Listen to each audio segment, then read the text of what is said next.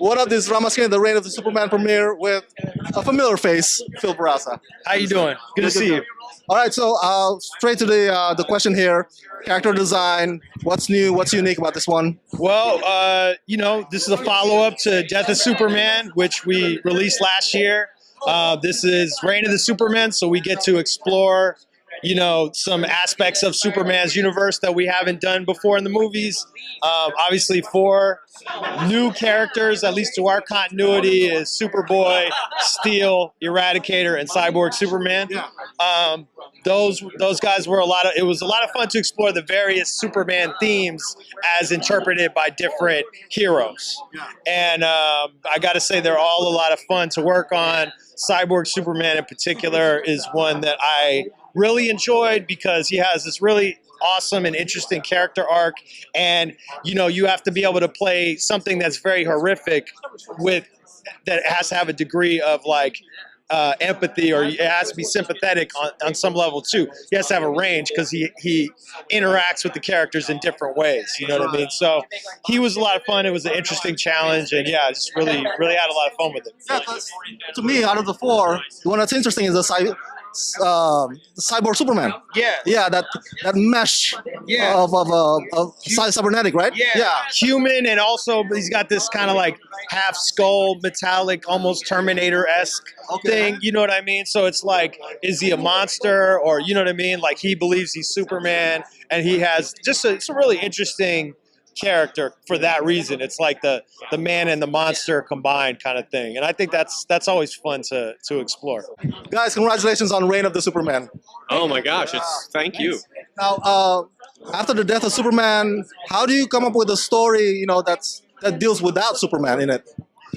Yeah, I mean that was a big challenge, right? I mean, we knew that we needed to do right by the story that was in the comics, but we're making a Superman movie without the benefit of having Superman there. So we had to sort of dig deep and find fun and creative ways to make sure that this is a Superman movie, and it is. And since it all comes from a classic series, an arc in the comics, we tried to pull everything out of those comics that we could, that people would remember, and that really pops. So Sam, congratulations on Reign of the Superman. Oh, thank you. Yeah. So it's a very familiar comic book arc. So can you talk a bit about the process of adapting it? What were the challenges? Right. That's probably the biggest challenge. Is do we even attempt to? Because they're just so huge. It was an event that took place probably again over a year. Over multiple books, so that means a lot of things happening, like in the Death of Superman, it's we didn't stick to the original comic, so again we're sort of doing the same thing with this, but we're hoping to at least capture the essence of each one of these Supermen, and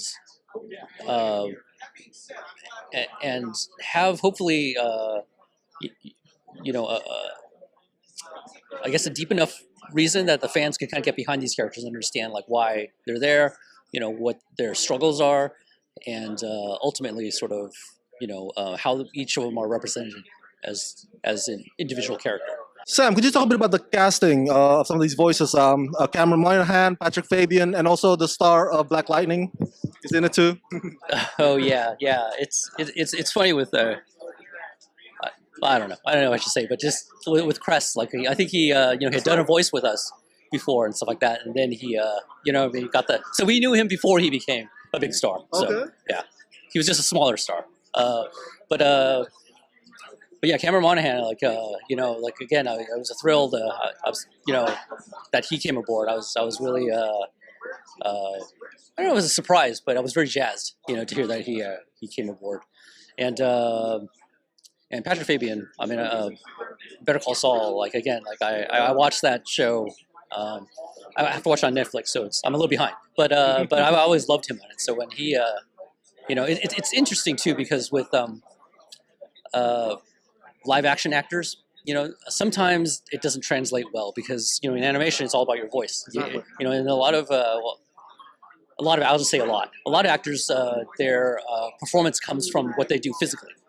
and so they don't have that, when it comes to, obviously voice acting, and so again, some of them kind of they don't project as well, but that wasn't the problem in this case. Like all of our whole cast in this one, again, like they all are like rich with personality and rich with emotional performance, which that's the thing that I look for the most.